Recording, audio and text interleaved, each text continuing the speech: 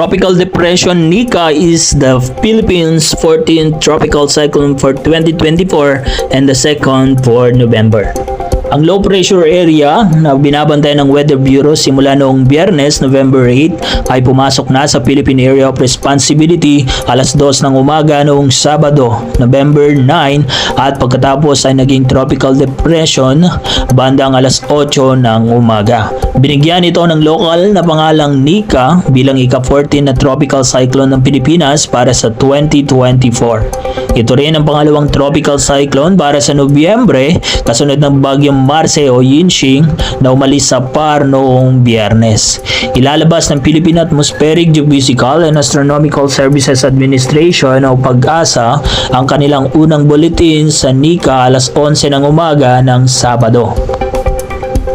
Ang Nika ay karaniwang malayo sa landmass silangan ng Southern Luzon simula 8 a.m. Dahil sa layo nito sa lupa, sinabi ni Pag-asa Weather Specialist Daniel James Villamil na wala pang epekto sa bansa ang weather disturbance kahit sa Sabado. Ngunit sa Linggo, November 10, maaaring magdala ng kalat-kalat na ulan si Nika sa Bicol, Quezon at Aurora. Pagkatapos sa Lunes, November 11 at Martes, November 12, maaaring magdulot din ng pag-ulan sa karamihan ng Luzon. Bukod sa Southern Luzon, ang Northern Luzon ay tinamaan lang ni Marce. Samantala, isa pang LPA ang nabuo sa labas ng PAR noong Biyernes ng gabi. Ito ay matatagpuan sa layong 2,870 km silangan ng Hilagang Silangan ng Mindanao alas 3 ng umaga noong Sabado. Malayo pa sa labas ng PAR. Kasalukuyan itong may katamtamang tsansa na maging tropical depression sa susunod na 24 oras ayon sa Pag-asa. Pinayuhan ng Weather Bureau ang publiko na panatiliin ang pagsubaybay sa mga update sa LPA na ito bukod sa mga update sa bagyong Nika. Sa Sabado, ang buong bansa ay inaasang magkakaroon ng pangkalahatang maaliwanas na panahon na may mga hiwa-hiwalay na pagulan o pagkidlat, pagkulog. Ito po ang balitang aking nakalap. Ako po si Julius Agtang, your trusted weather guru. Mag-ingat po tayong lahat. Peace. Ayan, so mag-shoutout muna tayo sa mga nanood sa atin sa ating last na update. Jessie, Casindasude Palustre Owasan, Angelica Daduvo, Vin Albiad, Marites Mateo, Sani Maramara, Achuela Mark Andrew Tadeo, Eric Alusada, Yen Escorial Pasyon. Ayan, sa mga nais pong magpa-shoutout, mag-comment lang po kayo para babasahin po natin after ng ating weather update. Thank you and God bless. Tropical Depression Nika is the Philippines' 14th tropical cyclone for 2024 and the second for November. Ang low pressure area na binabantay ng Weather Bureau simula noong Biyernes, November 8 ay pumasok na sa Philippine Area of Responsibility alas 2 ng umaga noong Sabado, November 9 at pagkatapos ay naging tropical depression bandang alas 8 ng umaga. Binigyan ito ng lokal na pangalang Nika bilang ika-14 na tropical cyclone ng Pilipinas para sa 2024. Ito rin ang pangalawang tropical cyclone para sa Nobyembre kasunod ng bagyong Marce o Yinxing na umalis sa PAR noong Biyernes.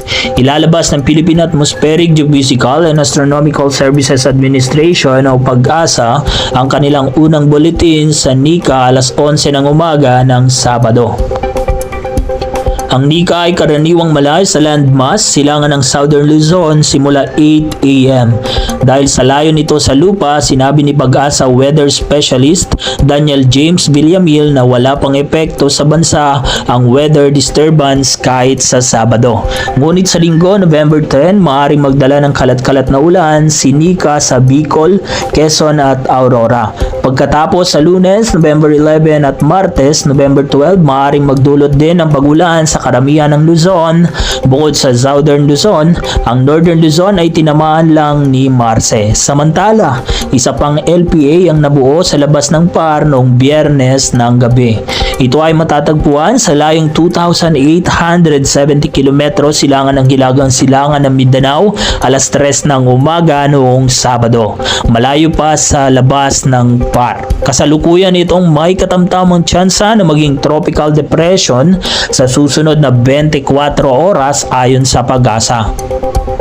Pinayuhan ng Weather Bureau ang publiko na panatilihin ang pagsubaybay sa mga update sa LPA na ito, bukod sa mga update sa bagyong Nika. Sa Sabado, ang buong bansa ay inaasahang magkakaroon ng pangkalahatang maaliwanas na panahon na may mga hiwa-hiwalay na pagulan o pagkidlat, pagkulog.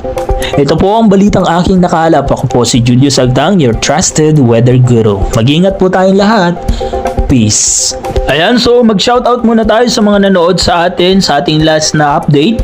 Jessie, Casindasude Palustre Owasan, Angelica Daduvo, Vin Albiad, Marites Mateo, Sani Maramara, Atchuela Mark Andrew Tadeo, Eric Alusada, Yen Escorial Pasyon. Ayan, sa mga nais pong magpa-shoutout, mag-comment lang po kayo para babasahin po natin after ng ating weather update. Thank you and God bless. Tropical Depression Nika is the Philippines' 14th tropical cyclone for 2024 and the second for November. Ang low pressure area na binabantayan ng Weather Bureau simula noong Biyernes, November 8 ay pumasok na sa Philippine Area of Responsibility alas 2 ng umaga noong Sabado, November 9 at pagkatapos ay naging tropical depression bandang alas 8 ng umaga. Binigyan ito ng lokal na pangalang Nika bilang ika-14 na tropical cyclone ng Pilipinas para sa 2024. Ito rin ang pangalawang tropical cyclone para sa Nobyembre kasunod ng bagyong Marce o Yinxing na umalis sa PAR noong Biyernes. Ilalabas ng Philippine Atmospheric Geophysical and Astronomical Services Administration o PAGASA ang kanilang unang bulletin sa Nika alas 11 ng umaga ng Sabado. Ang Nika ay karaniwang malayo sa landmass silangan ng Southern Luzon simula 8 a.m. Dahil sa layo nito sa lupa, sinabi ni PAGASA Weather Specialist Daniel James Villamil na wala pang epekto sa bansa ang weather disturbance kahit sa Sabado. Ngunit sa Linggo, November 10, maaaring magdala ng kalat-kalat na ulan si Nika sa Bicol, Quezon at Aurora. Pagkatapos sa Lunes, November 11 at Martes, November 12, maaaring magdulot din ng pagulan sa karamihan ng Luzon. Bukod sa Southern Luzon, ang Northern Luzon ay tinamaan lang ni Marce. Samantala, isa pang LPA ang nabuo sa labas ng PAR noong Biyernes ng gabi. Ito ay matatagpuan sa layong 2,870 km silangan ng Hilagang Silangan ng Mindanao alas 3 ng umaga noong Sabado.